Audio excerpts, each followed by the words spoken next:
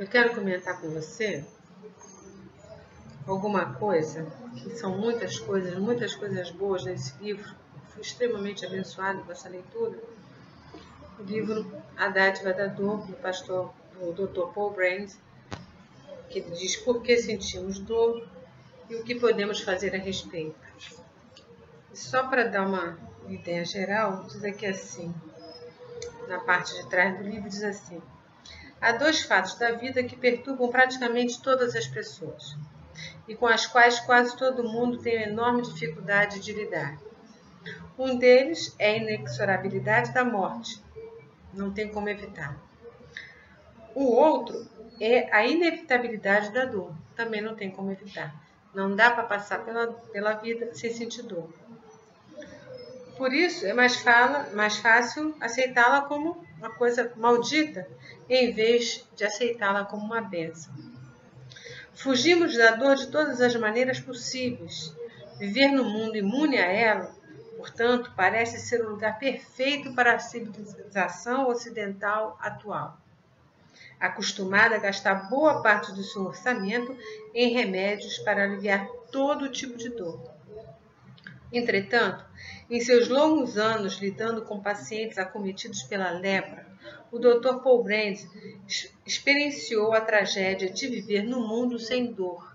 Ele viveu, ele conviveu, ele entendeu o malefício de se viver uma vida sem sentir dor,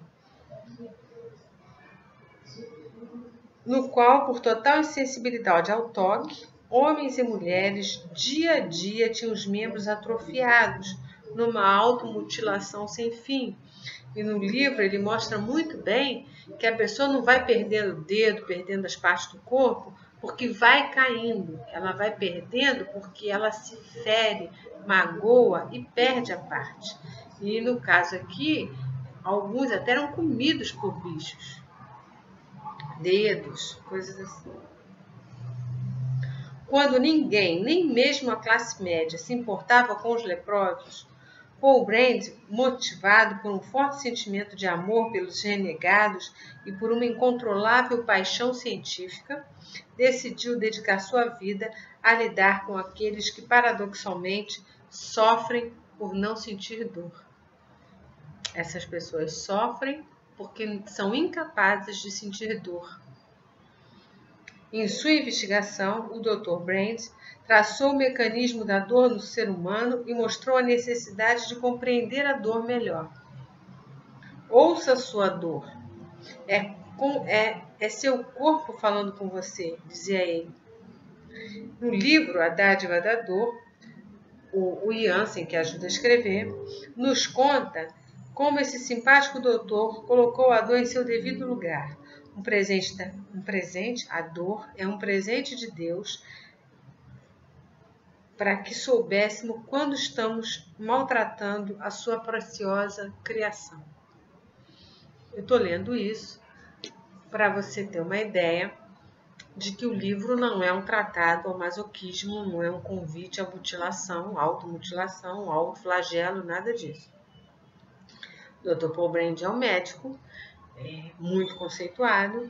O Dr. Paul Brand é um cristão, um homem fervoroso na sua fé, então não tem absolutamente nada a ver com isso. Como eu não quero ler e não quero comentar agora com você a história dele, e tudo que ele fala no livro, por isso eu fiz esse introito. Mas eu quero ler para você, acho que se não é a mais bonita, das mais bonitas homenagens ou relatos que alguém pode fazer sobre sua mãe. É o relato que ele faz aqui da mãe dele, na parte que ele chama Herança de uma Mãe. Nesse capítulo, ele vem falando de pessoas que passaram pela sua vida e que marcaram a caminhada dele de uma maneira muito especial. E ele termina falando da sua mãe. Herança de uma Mãe. O que aprendi com a doutora, com o abade e os outros reforçou uma das primeiras lições de meus pais nas montanhas Kolimalai, na Índia. Minha mãe, especialmente, deixou-me um forte legado, o qual levei anos para apreciar totalmente, plenamente. Referi-me várias vezes à vida de minha mãe nas chamadas Montanhas da Morte, onde nasci. Morei com meus pais durante 9 felizes anos antes de embarcar para a Inglaterra a fim de iniciar meus estudos. Ali fiquei com 2 tias numa casa majestosa num subúrbio de Londres, a propriedade em que minha mãe crescera. A família Edds era próspera e a casa continha inúmeras lembranças de como fora a vida de Evelyn, minha mãe, em seus dias pré-missionários. A mobília era de mogno, com as prateleiras cheias de peças tradicionais valiosas.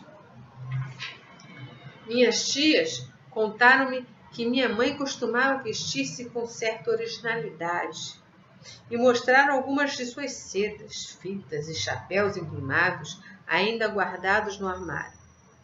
Ela estudara no Conservatório de Artes em Londres e via as aquarelas e os quadros a óleo que pintara anos antes.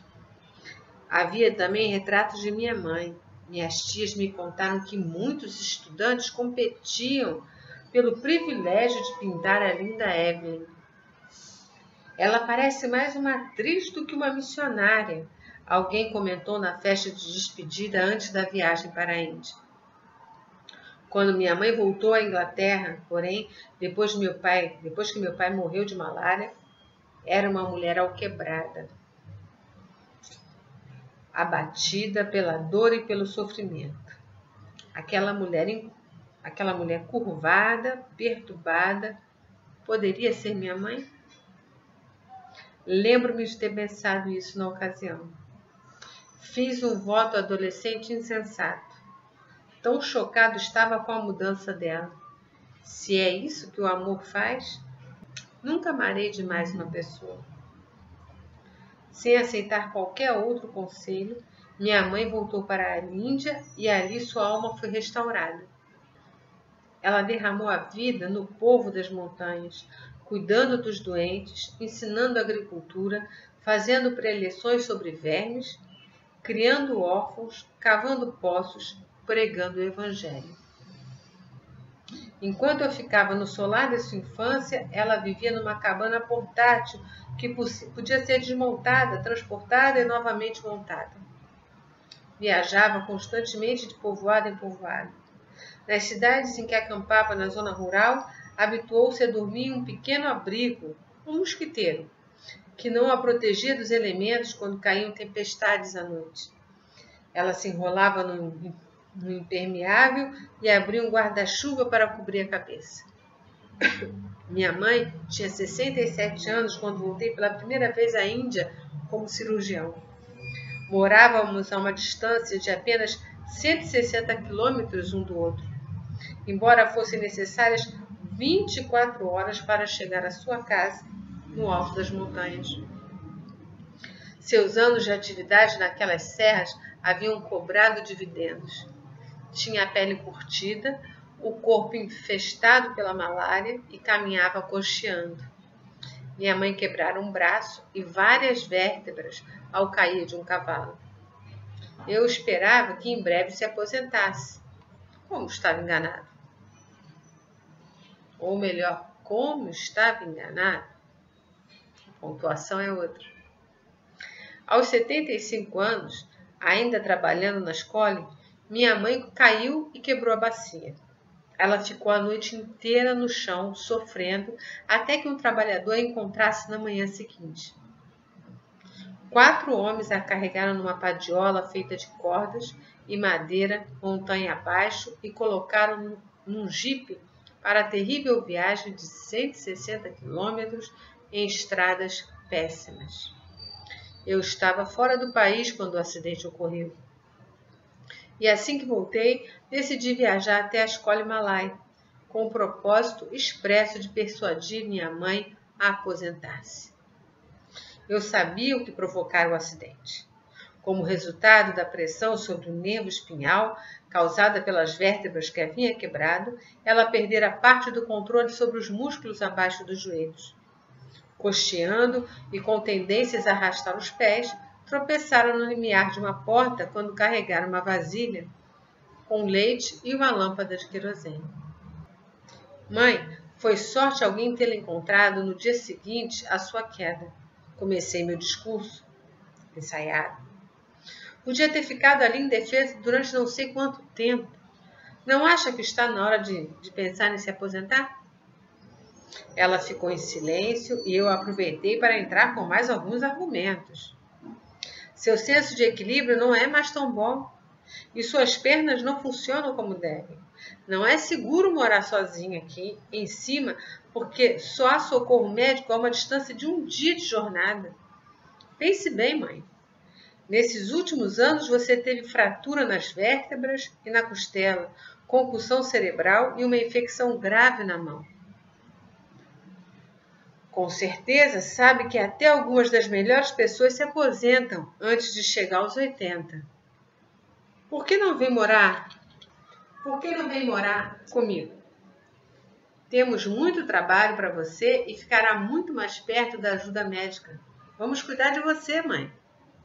Meus argumentos eram absolutamente convincentes, para mim, pelo menos. Minha mãe, porém, não se comoveu. Pô, disse ela finalmente. Você conhece essas montanhas. Se eu for embora, quem vai ajudar o povo das vilas?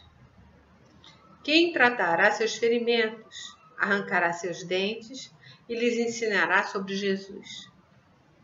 Quando alguém vier tomar o meu lugar, então, e só então, vou aposentar-me. De qualquer forma, para que conservar esse corpo velho, se ele não for usado onde Deus precisa dele?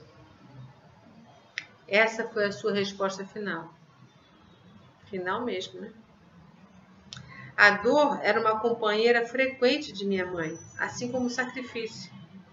Digo isso com bondade e amor. Mas em sua velhice, minha mãe tinha bem pouca beleza física.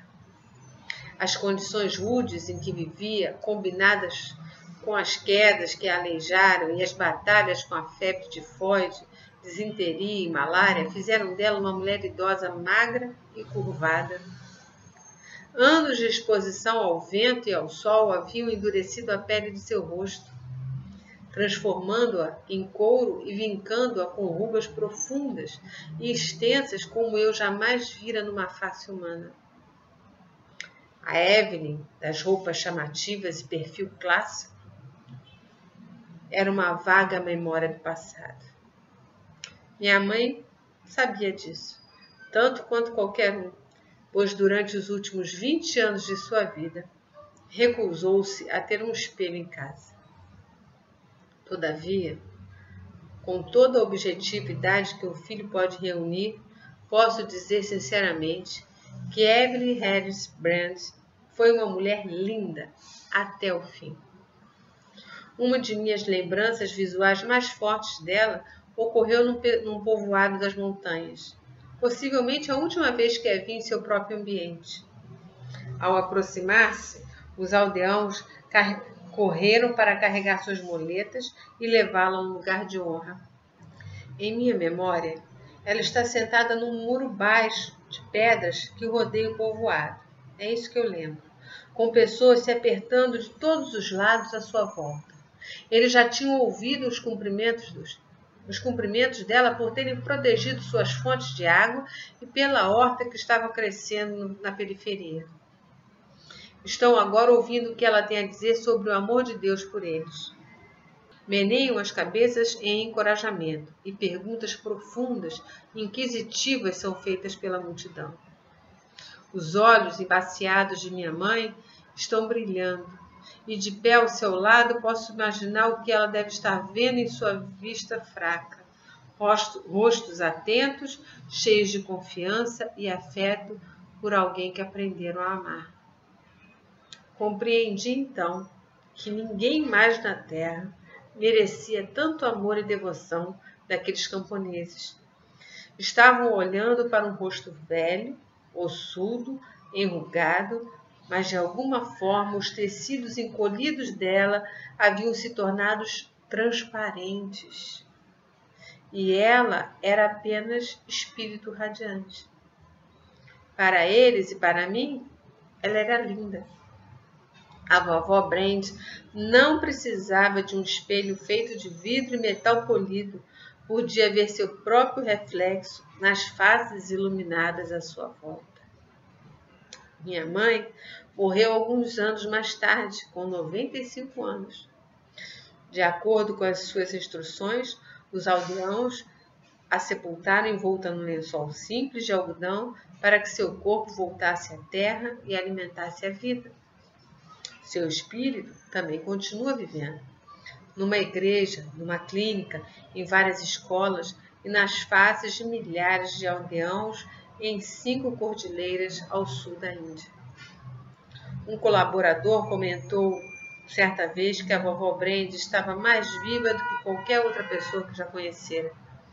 Ao dar sua vida, ela a encontrou.